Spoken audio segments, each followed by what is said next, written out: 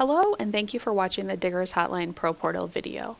In this video, I will discuss the more difficult aspects of ProPortal. This video supplements the ProPortal training manual document, which explains all aspects of ProPortal. The training manual can be downloaded from the Diggers Hotline website, and there is a link in the description of this video.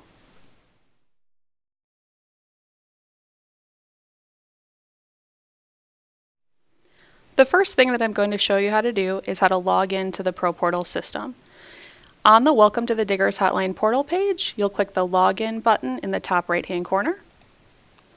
Your username is your full email address, and your password was created during the sign-up process. Once you've entered this information, you'll click the Login button, and this will log you into the ProPortal system. In order to open up a new ticket, you have two options. In the upper left-hand corner, next to the word New, you can click the arrow and click Ticket. That will open up a new ticket for you. You can also click the New Ticket icon as well. Both of those will open up a new ticket for you. Once you have completed entering all of your tickets for the day, you can log out of the system by clicking on your email address in the lower left-hand corner of the screen. Once you click that, you will be logged out of the system.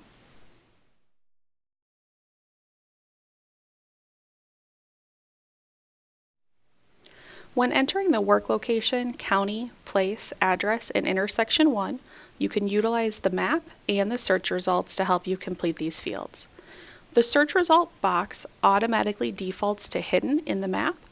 To unhide that, you can click on the two arrows on the right-hand side of the map, and that will unhide the search results box. We're now ready to enter the work location for our ticket. The first field we're going to enter is the county. I'm going to type in a couple letters of my county name. You will see that there is a drop-down list that will then populate results based on my entry. I can then select the correct county for my worksite. The next field is the place or municipality where the work is physically taking place. There is a drop-down arrow here. This will provide you all of the municipalities that fall within the county that you have entered. In this case, I'm going to select the city of New Berlin. The next line is the address field. The address field is broken up into 5 separate boxes. In the first box, you will enter the address or house number of the worksite if you have one. The second box will be the directional modifier for the street if there is one. The third box would be the main street name. The fourth box would be the street modifier, road, avenue. Those are also used with standard abbreviations in the system. And the fifth box is if there is a directional modifier that falls after the street name. In this example, I'm going to enter my house number, the beginnings of my street name. You can enter this information in full or in partial. After you have that information entered, we're going to push that information to the map. I can do that by clicking the bottom green arrow or simply tabbing through the intersection 1 field. After I've pushed that information to the map, it has produced search results here in my search results box. The first search result that is shown to me is address property boundary like. This is where the system is looking to see if there is lot lines in our system that match the information entered in the work location. In this case, if I click on the address property boundary like, it will zoom the map to that specific lot that has been found matching the information I entered. You also will see at the bottom of my results a Bing results. This may be used if the Diggers Hotline map is unable to locate the worksite location. The Bing results may be helpful to you. The next thing we need to do is look for our streets in our search results and use that to help us complete the remainder of our work location. So the first thing I'm going to do is look for my worksite road name, West National Avenue in the city of New Berlin, and I'm going to click on that. This will then show me all of the possible intersecting roads. I'm going to scroll down and select my intersecting road of South Sunny Slope Road. Once I have both the intersecting road and the worksite road selected in the search results, I will hit the top green arrow, which will pull that information from the map up into the work location, completing my address and my intersection 1 fields completely. Utilizing these arrow keys to push the data from the work location to the map and pull the data from the search results to the work location will allow for an easier map search, and it will also assure that your road names are formulated the same as they are found in the Diggers Hotline map. One last step that you can take would be to re-hit the bottom green arrow after all of this information is entered, and that will produce an address property boundary, which is matching exactly the information in my work location. By clicking on that, it will zoom the map to that location and highlight the lot. In addition to entering the intersection 1, address, county, and municipality fields, we need to complete the distance and direction for the work location.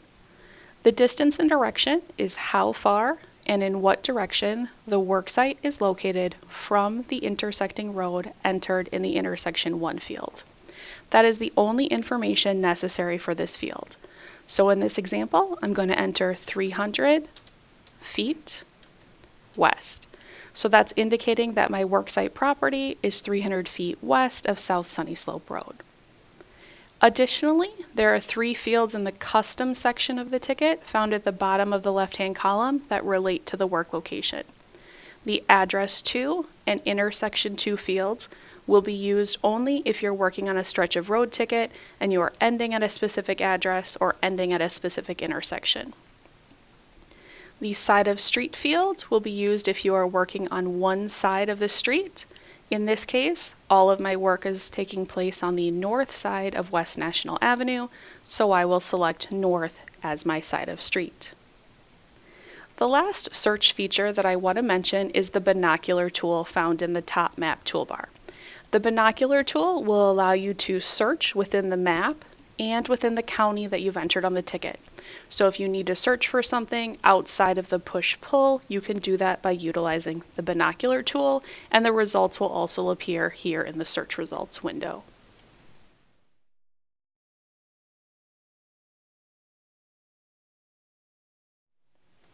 In the marking instructions field, you'll describe the exact area that you need marked out.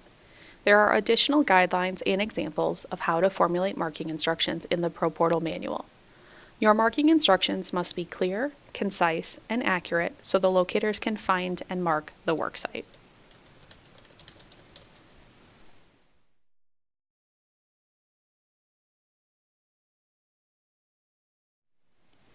One of the most important things on a ticket is drawing your worksite polygon. The map will always be located in the lower right-hand portion of the ticket. In the event that you need to make the map larger, you can do that by clicking on the Maximize button located at the top right-hand corner of the ticket above the Member section. By clicking on the Maximize button, the map will then be increased in size to the size of the entire ticket. You can then reduce the map size by clicking on that Maximize button again, and the map will return to the lower portion of the ticket. Drawing a polygon is how we determine which member companies receive your ticket.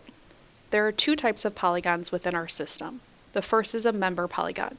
These polygons are behind the scenes and are provided to us by the utility companies. The second type of polygon is your worksite polygon.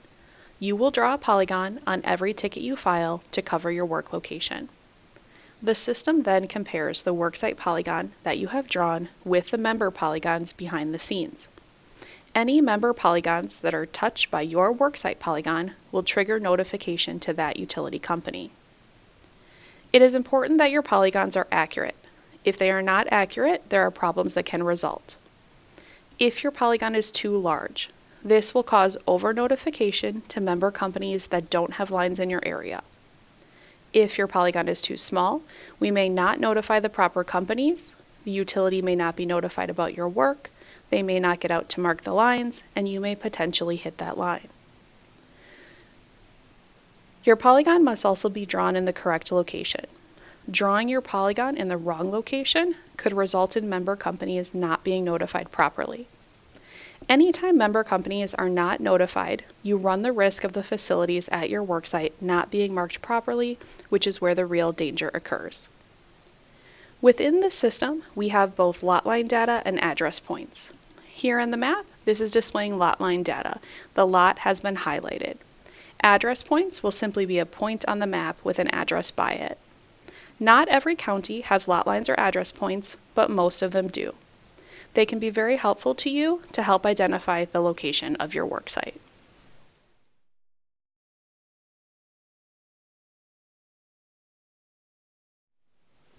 In order to zoom in or out on the map, you can do that by utilizing the scroll wheel on your mouse. Moving the scroll wheel backward will zoom the map out. Moving the scroll wheel forward will zoom the map in. You can also move the map by clicking on the map and dragging the map in any direction. This is also called panning. In the map toolbar, the refresh button will refresh your map image. You have the zoom option button, which will provide you a variety of zoom options. Full extent will zoom the map out to a statewide view. To selected will zoom the map to the worksite polygon that you have drawn on the ticket if you have one. 2XY will allow you to enter coordinates and zoom to those coordinates that you have entered. And previous will take you back to your last map, zoom level, or where you were before. The green plus button is not used in the ProPortal. The red minus button is used to remove a drawn worksite polygon. So if I draw a polygon on my map surrounding my worksite lot and I need to remove that polygon, I can do so by clicking the red minus sign and the clear. After that polygon has been removed, if I needed to re-highlight my worksite lot, I can do that by simply clicking on the address property boundary, again in my search results. Underneath the pan button, there is the measure line tool, which defaults to English.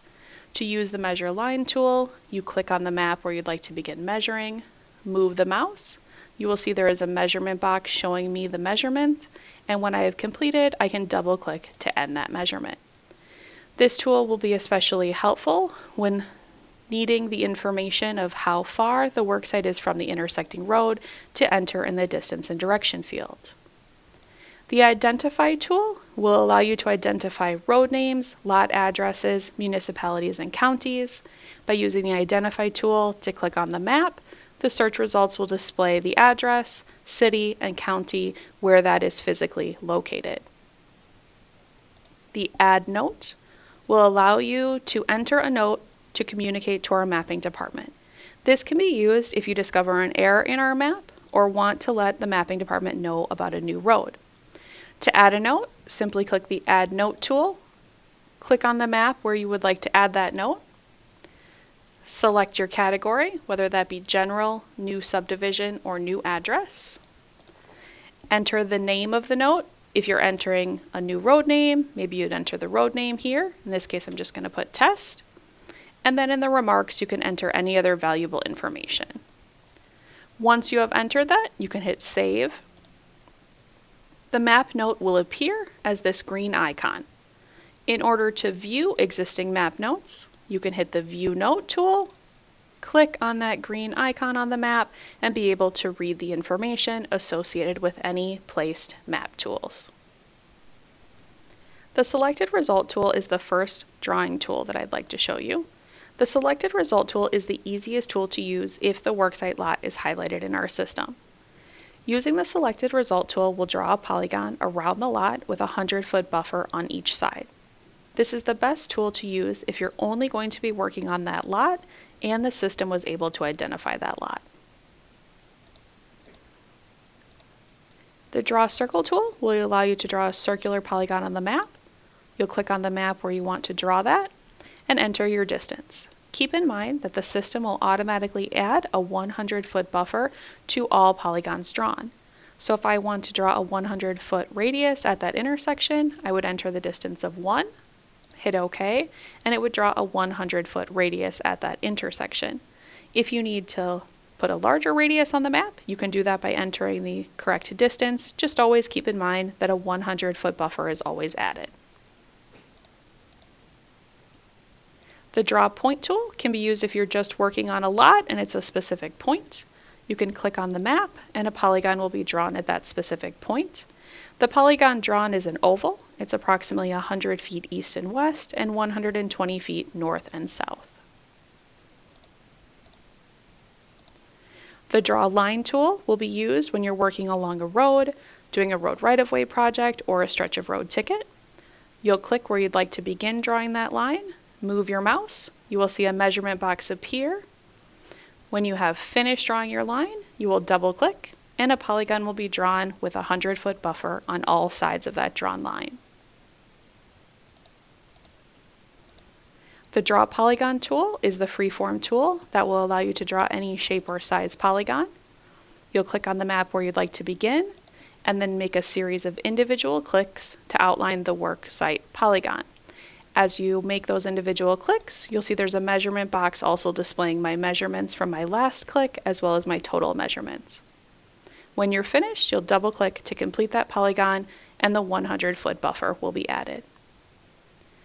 If you've drawn your polygon using the Draw Circle or the Draw Polygon tool, you can use the Modified Drawing tool to resize or reshape that polygon if necessary. Simply click on the polygon. You'll see these orange nodules on the outside of the polygon. You can click on any of those and reshape or resize that polygon as necessary. This will not work for all of your polygons, but it will work for some. There are different layers in the map that can be helpful to you when locating your work site. The layers can be found in the lower left-hand corner of the map. We have the map, which is the default map view that we've been using so far in this video, grids, Bing labeled aerials, and the Bing roadmap. The default Diggers Hotline map will display lot lines, roads, and also municipality borders. If we zoom out on the map, you will see the red municipality borders as well as the municipality labels. The grids layer relates to TRSQ, so if you are still using TRSQ to locate your worksite, turning on the grids layer and zooming out will show you the TRSQ grid overlaid on top of the Diggers Hotline map. The Bing labeled aerials is the orthophotography for that area. So you can zoom in and see buildings, trees, and other landmarks, which may be helpful to you when designating your work location. The Bing roadmap will display the Bing roadmap as opposed to the Diggers Hotline roadmap. The Bing roadmap may be helpful to you if the roads are not appearing properly in one area, or if the Bing map is more up to date for a certain area than our map. More than likely, you're going to primarily use the Diggers Hotline map or the Bing labeled aerials to see that ortho photography.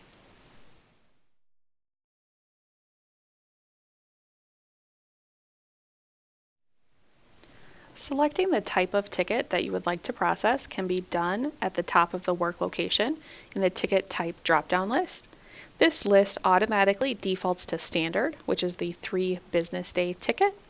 If you need to process a different type of ticket, such as an emergency or an appointment, you can select that ticket type from the ticket type list. There is a detailed explanation of each ticket type in the ProPortal manual. If you need to advance your start date and time on a ticket, you can do that by clicking on the calendar icon to the right of the start date and advancing that start date, and you can also adjust the time if necessary. The system will not allow you to set a start date and time that is sooner than the default start date and time for the specific ticket type.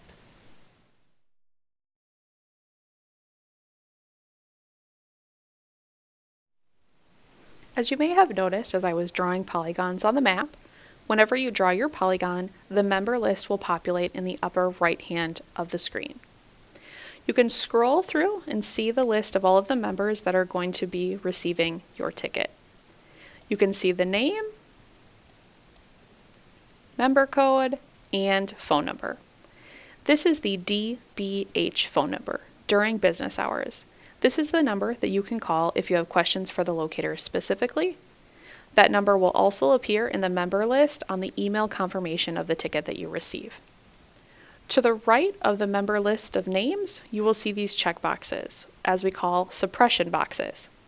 If you check the suppression box, you will see that the member name has a line through it, and this means that that member company would not receive notification of this ticket. You need to be extremely careful not to select those suppression boxes on any new tickets. The only time that the suppression checkboxes will be used is for a no-show relocate, when you are certain that you know which utilities already responded to the original request and do not need to respond to your relocate. The no-show relocate is explained further in the training manual. You will never suppress utilities when processing a new ticket.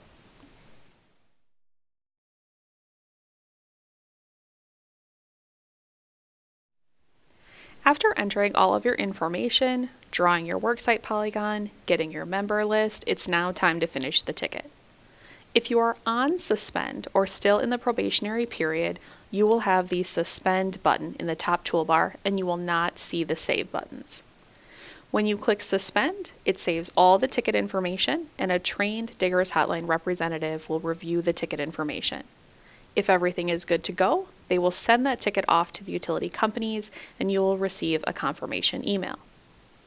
If you are off suspend or through your probationary period, you will have the save buttons. Save and close will take the ticket information and transmit it to the member companies and close the ticket window. The save button will do the same thing, but will keep the completed ticket window open for you. When I click save, I'll receive my ticket number. When I hit OK, it keeps that completed ticket up on my screen. In the event that I have multiple tickets to process today, I can go ahead and replicate this ticket or copy it. By clicking the replicate button, it copies all of that information over to a new ticket. I can make any changes that are necessary, making sure to keep in mind to redraw that polygon because it is copied over from the original ticket as well. And then once completing this ticket, I can save that. The save and replicate options are available to you and can be helpful to save time if you're going to be processing many tickets in a row. The training manual goes further to explain the differences between on and off suspend.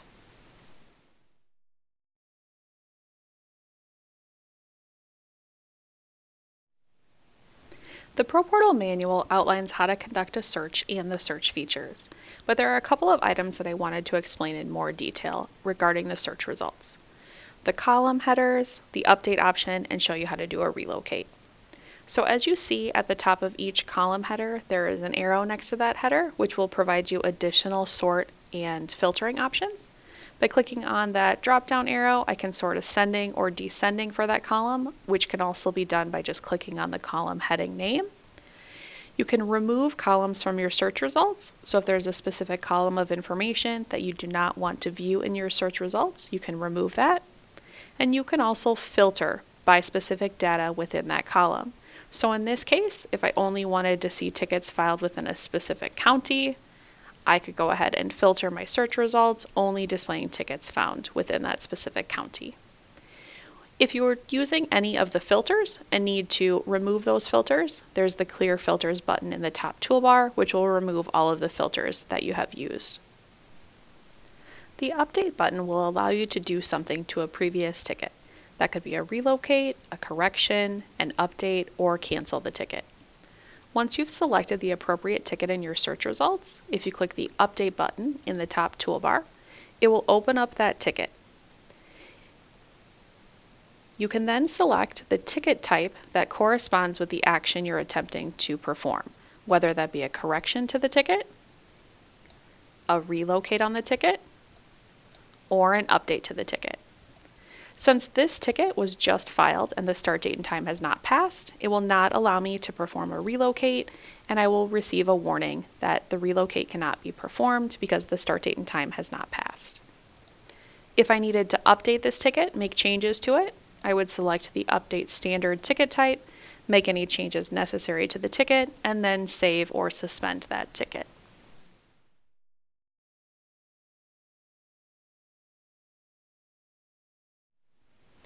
Relocating is so common that I wanted to show you how to relocate a ticket. So you're going to search and find that ticket in your search results and click the Update button. You'll then use the ticket type drop-down list to select the appropriate relocate option. The training manual explains the relocate ticket types and how you qualify for each type of relocate. In this case, I'm going to pick a Relocate Standard. Once I select that Relocate ticket type, you will notice that all of the information on the ticket has been grayed out, with the exception of the marking instructions field. You can only change the marking instructions on a relocate if your worksite has shrunk in some way. It is best to often just leave the marking instructions as is. When you're filing a relocate, it is important to wait until the member utility list has loaded on the ticket before hitting the Save button. This takes approximately 5 seconds. Once you've selected your appropriate relocate ticket type, waited for the member utility list to load, you can then save the ticket in the top toolbar, and you will receive your new ticket number. Relocating is very easy, but you have to understand which relocate options you qualify for, which are further explained in the ProPortal manual. I'm going to go back to my search results and select another ticket so that I can demonstrate a no-show relocate. I'm going to click the Update button. From the ticket type drop-down list, I'm going to select the Relo no-show ticket type.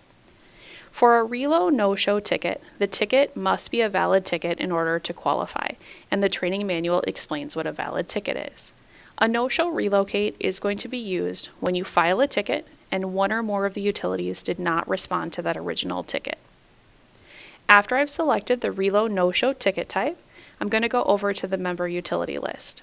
For the utilities that showed up properly to mark their facilities, you need to check or suppress them. So in this case, if Charter Communications did not respond to my original ticket and did not mark, I would check the boxes of the other utilities that did respond properly, removing them from the ticket. This will only leave the utility left that did not respond to the original ticket. The start date and time on a no-show relocate is the same as a 1-hour crew on-site relocate. If you are uncertain which utilities responded, you would not want to use the no-show relocate, but use one of the other relocate options instead.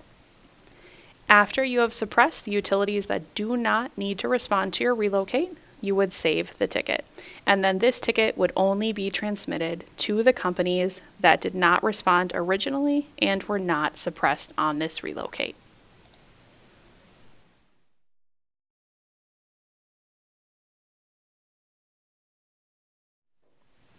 I've referenced on suspend and off suspend throughout this video, as well as the ProPortal manual explains both of these. You are required to go through a probationary period if you are a new user. A Diggers Hotline representative will review your tickets. You have to enter 30 consecutive error-free tickets to complete the probationary period. So I wanted to go through what the ProPortal reviewers are looking for. First, they're looking for errors that they think make the ticket unsafe. They are also looking for errors that are not as serious but could have been handled better, which we will refer to as FYIs. As they look at the ticket to see if there are errors that make it unsafe, the first thing they're going to verify is that your polygon must be drawn based on the information that's entered into the work location on the ticket. So in this case, my polygon is drawn around the worksite address 14100 West National Avenue, and that is the matching information entered in my work location. They're also going to be looking to make sure that your polygon is drawn big enough to cover the area and your marking instructions. So on a ticket, if my marking instructions requested a 300-foot radius of this intersection, however my polygon was only drawn for 200 feet, that would be an error as the polygon is not drawn big enough to cover the marking instructions. They will also be verifying that the marking instructions are clear, concise, and accurate. It is important that the marking instructions are able to be interpreted by the locators so that they are able to find and mark the worksite properly.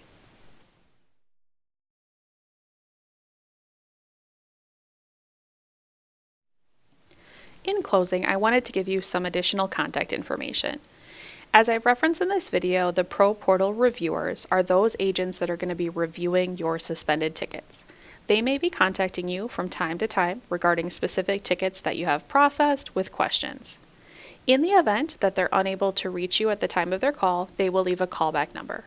You can call them back at 1-800-722-4120. Simply let the operator know that you are a ProPortal operator and that you are calling to speak with a ProPortal reviewer. The other contact information that I wanted you to have is that of the training department. If you have questions about the system, filing a ticket, or anything else, please reach out to the training department and they'll be available to assist you. It's always best to contact them if you have a question when you're filing a ticket, because you want to ask the question and get the answer before you actually submit the ticket and possibly make a mistake. The training department can be contacted via email at training@diggershotline.com or at 1-800-982-0299, extension 1826. On behalf of everyone at Diggers Hotline, thank you for going through the ProPortal training and using the ProPortal system. We are always here to help you, so please contact us if you need any assistance processing your tickets.